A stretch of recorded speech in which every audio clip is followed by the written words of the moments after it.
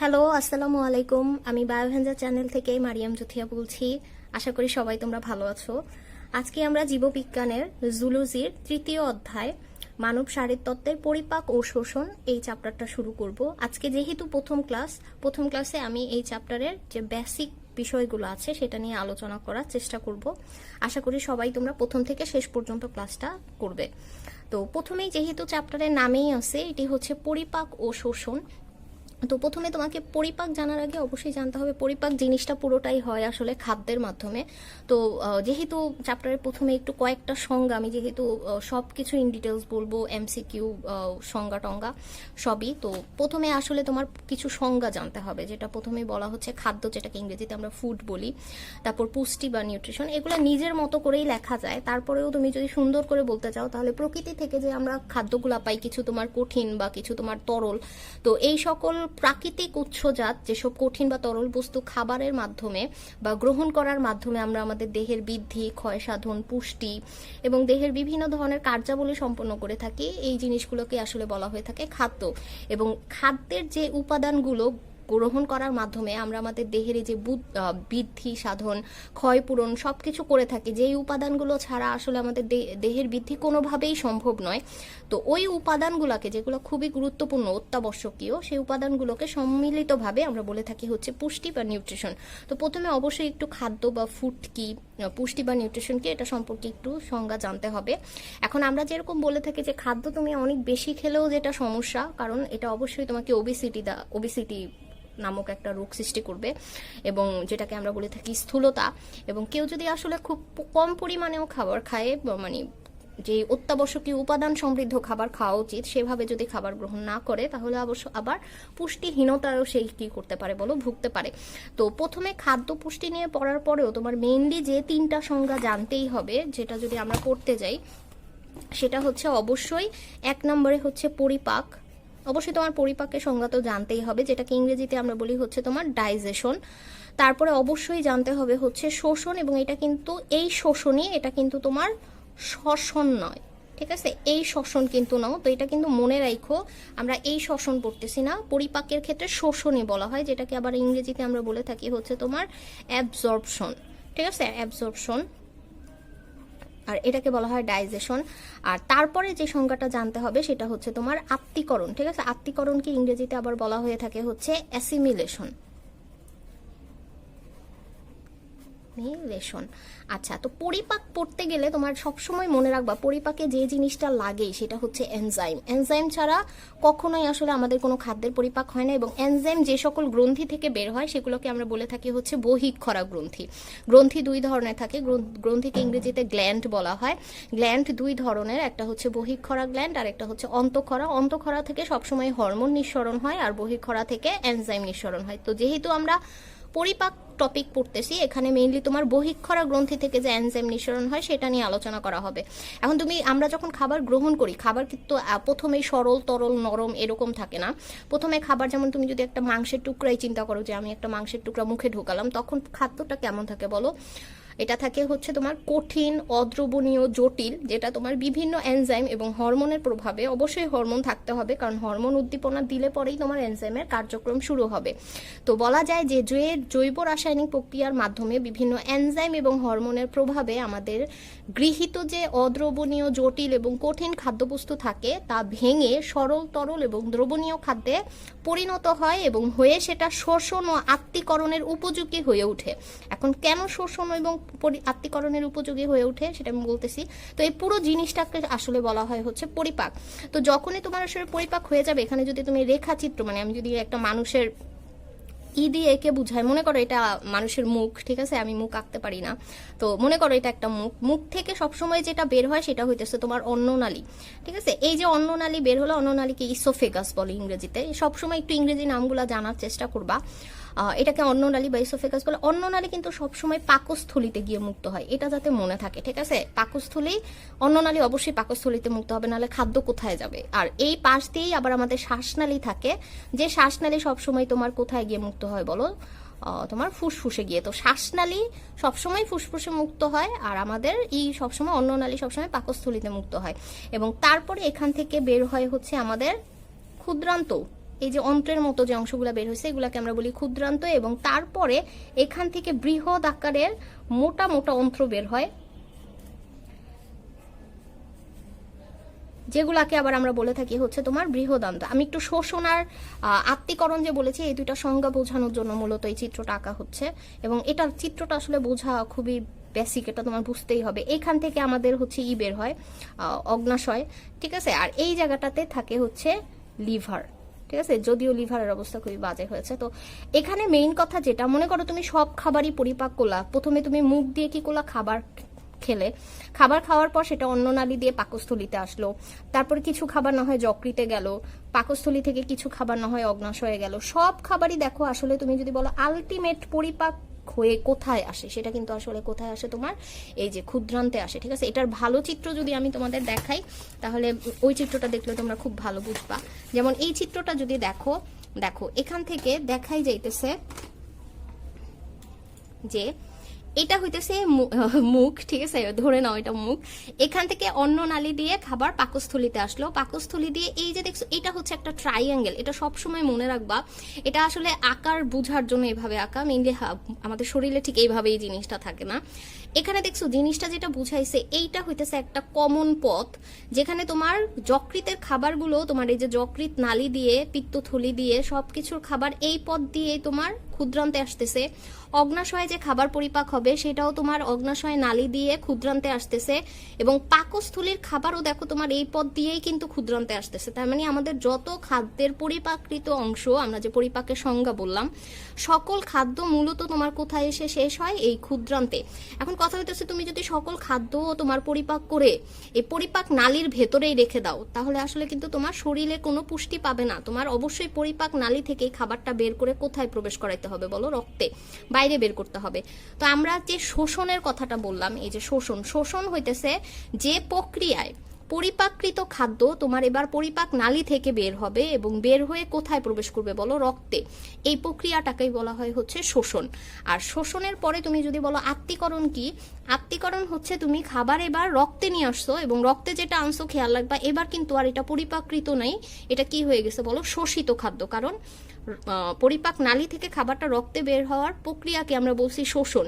তাহলে এর পরবর্তী স্টেপটাতে আমরা অবশ্যই বলবো যে প্রক্রিয়ায় শোষিত খাদ্য, পরিপাকৃত না, যে প্রক্রিয়ায় এবার শোষিত খাদ্য তোমার রক্ত থেকে কি করতে হবে, প্রত্যেকটা দেহ কোষে নিয়ে যেতে হবে।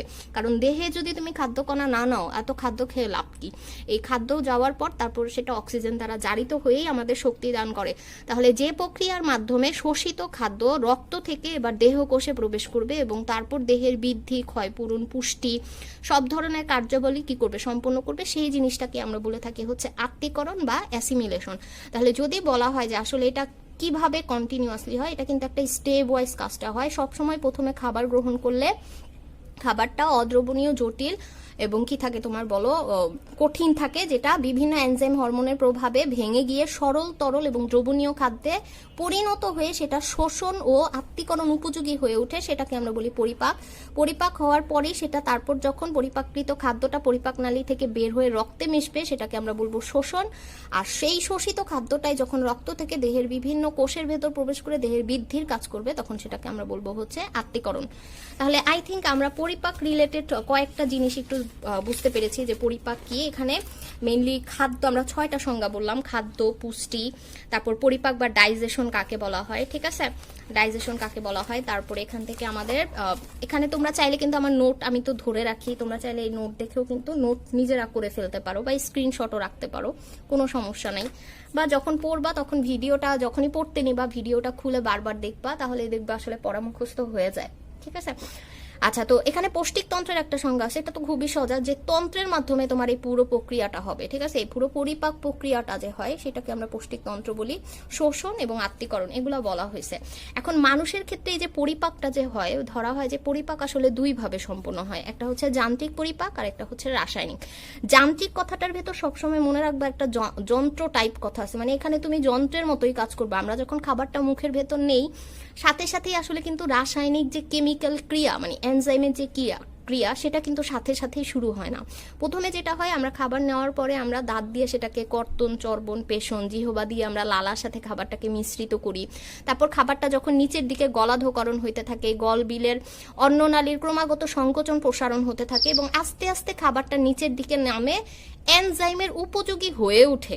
এই যে তুমি এনজাইমের উপযোগী বানাই দিতেছো বারবার যান্ত্রিক কাজ করে করে, কি করে, খাবারটাকে চিবিয়ে লালার সাথে মিশ্রিত করে সংকোচন প্রসারণের মাধ্যমে, এই জিনিসটাকে বলা হয়ে থাকে যান্ত্রিক পরিপাক। খেয়াল রাখবা, যান্ত্রিক পরিপাকে আমরা কখনোই কোনো এনজাইমের ক্রিয়ার কথা বলবো না।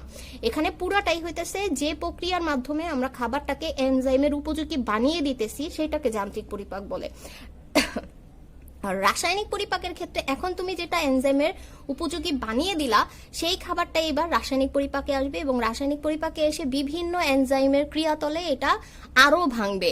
এনজাইম থাকবে, তোমার বিভিন্ন অ্যাসিড থাকবে, পিত্ত লবণ থাকবে, এগুলার উপস্থিতিতে যখন খাবারটা একদম কি হবে বলো, শোষণের উপযোগী হয়ে উঠবে, দেহকোষে যাবার উপযোগী হয়ে উঠবে এবং দেহকোষে গিয়ে তোমার পুষ্টির কাজটা করে দিবে, সেইটার উপযোগী বানানো জিনিসটাকে আবার বলা হয় হচ্ছে রাসায়নিক পরিপাক। তো কখনো যদি পরীক্ষাতে আসে যে যান্ত্রিক পরিপাক বলতে কি বুঝো, এবং যান্ত্রিক পরিপাক ইংরেজিতে আমরা বলি মেকানিক্যাল ডাইজেশন, আর রাসায়নিকটাকে বলা হয় হচ্ছে কেমিক্যাল ডাইজেশন, ঠিক আছে। তো যখন কখনো যদি আর কি এটা আসেও, এটা দেখবা তোমাদের আজমলের বইতে কিন্তু প্রথম দিকেই কিন্তু যান্ত্রিক পরিপাক কি আর রাসায়নিক পরিপাক কি সেটা কিন্তু লেখা আছে।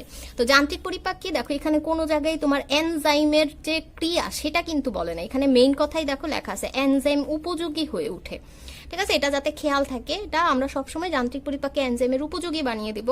আর রাসায়নিক পরিপাকে দেখো এবার বলছে যে যান্ত্রিক পরিপাকের পর এইবার এটা এনজাইমের সহায়তায় এই রাসায়নিক বিভিন্ন পদার্থ, অম্ল, অ্যাসিড, ক্ষার যাই বলো, সেগুলার এসে শোষিত হয়ে সেটা দেহ কোষের উপযোগী হয়ে উঠবে। তাহলে দুইটা কথা খালি মনে রাখা, একটার ক্ষেত্রে হচ্ছে তোমার এনজাইমের উপযোগী হবে আর রাসায়নিক পরিপাকের ক্ষেত্রে হচ্ছে দেহ কোষের উপযোগী হবে। এই জিনিসটাকে বলা হয় হচ্ছে রাসায়নিক পরিপাক। তাহলে যদি কখনো আসে পরিপাক আসলে কয় ভাবে সম্পন্ন হয়, সবসময় দুই ভাবে, প্রথমে সবসময় যান্ত্রিক পরিপাক হবে, তারপরে রাসায়নিক পরিপাক হবে। এখন আসো আরেকটা মেইন টপিক যেটা, সেটা হচ্ছে মানুষের যে পুরো পৌষ্টিক তন্ত্র, যে চিত্রটা একটু আগে আমরা দেখলাম, এই যে পুরো পৌষ্টিক তন্ত্রের যে চিত্র, এটা কখনোই রিটেন পরীক্ষাতে বা কিছুতেই আসে না, বাট তোমার এটার বেসিকটা ক্লিয়ার রাখতে হবে যে কোথায় কি থাকে, তাহলে পরিপাক খুব সোজা। তো মানুষের পৌষ্টিক তন্ত্রকে মূলত আমরা দুই ভাগে ভাগ করি, পৌষ্টিক নালী আর পৌষ্টিক গ্রন্থি, ঠিক আছে। এটা যাতে মনে থাকে, পৌষ্টিক নালীকে আমরা জিআইটি বলি, ঠিক আছে, গ্যাস্ট্রো ইন্টেস্টাইনাল ট্র্যাক, ঠিক আছে, জিআইটি। আর হচ্ছে তোমার পৌষ্টিক গ্রন্থি বলা হয়, ঠিক আছে, দুই ভাগে, এখানে লেখাও আছে মানব পৌষ্টিক তন্ত্রকে দুটি অংশে ভাগ করা হয়। তো প্রথমে আমরা মূলত পড়বো পৌষ্টিক নালীটা, এবং এটা খুবই ইম্পর্টেন্ট, ঠিক আছে। তুমি যদি বলো এটা কিসের জন্য ইম্পর্টেন্ট, এটা মোস্ট ইম্পর্টেন্ট ফর তোমার ইন্টারের অবজেক্টিভ এমসিকিউ এবং হচ্ছে তোমার অ্যাডমিশনের এমসিকিউ, ঠিক আছে। এটার জন্য এটা আমি এখন একটু দেখাই। মানুষের পৌষ্টিকতন্ত্র কি বলতো, সম্পূর্ণ না অসম্পূর্ণ? এটা অবশ্যই হচ্ছে সম্পূর্ণ, একদম মুখছিদ্র থেকে শুরু করে এটা কিন্তু একদম পায়ুছিদ্র পর্যন্ত যায়।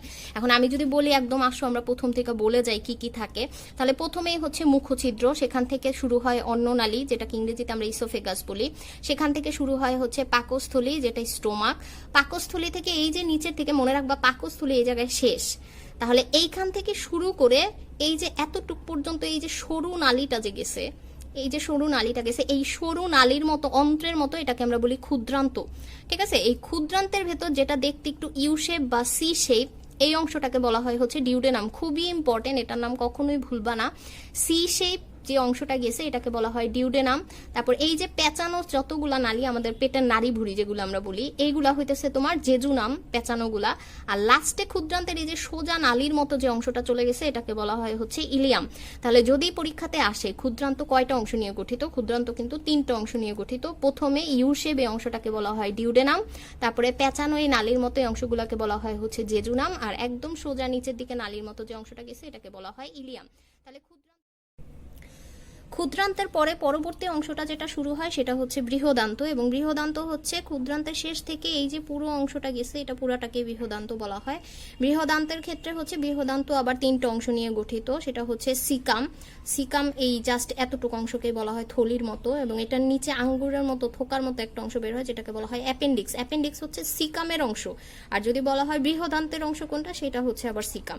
তো সিকাম, আর এরপরে এই যে পুরো পেঁচানো নালীটা যে গেছে এই পুরাটা এতটুকু পর্যন্ত পর্যন্ত এটুকু পুরাটাই হচ্ছে কোলন, ঠিক আছে, কোলন। আর এরপরে এইটাকে আমরা বলা হয় হচ্ছে মলাশয় বা রেকটাম। তো মেইনলি বৃহদান্ত হইতেছে রেকটামের এই পর্যন্ত, পায়ু ছিদ্র তো আলাদা, ঠিক আছে। তো যদি বলা হয় তাহলে বৃহদান্ত আবার কয়টা অংশ নিয়ে গঠিত? বৃহদান্ত আবার 3টি অংশ নিয়ে গঠিত, সিকাম, কোলন আর হচ্ছে রেকটাম, ঠিক আছে। এখন কথা হইতেছে সিকামে কি থাকে? সিকামে অ্যাপেন্ডিক্স অবস্থান করে। যদি বলা হয় এটা কোন দিকে থাকে, অবশ্যই এটা যেহেতু আমাদের শরীরের ডান দিক, সিকাম, অ্যাপেন্ডিক্স এগুলো সবই হচ্ছে ডান দিকে, পেটের ডান তল পেটের বরাবর অবস্থান করে। এখন আসো কোলন আবার কয়টা অংশে বিভক্ত? কোলনকে আবার আমরা 4 ভাগে ভাগ করি। যেহেতু এটা উপরের দিকে উঠেছে, এটাকে বলা হয় ঊর্ধ্বগামী কোলন।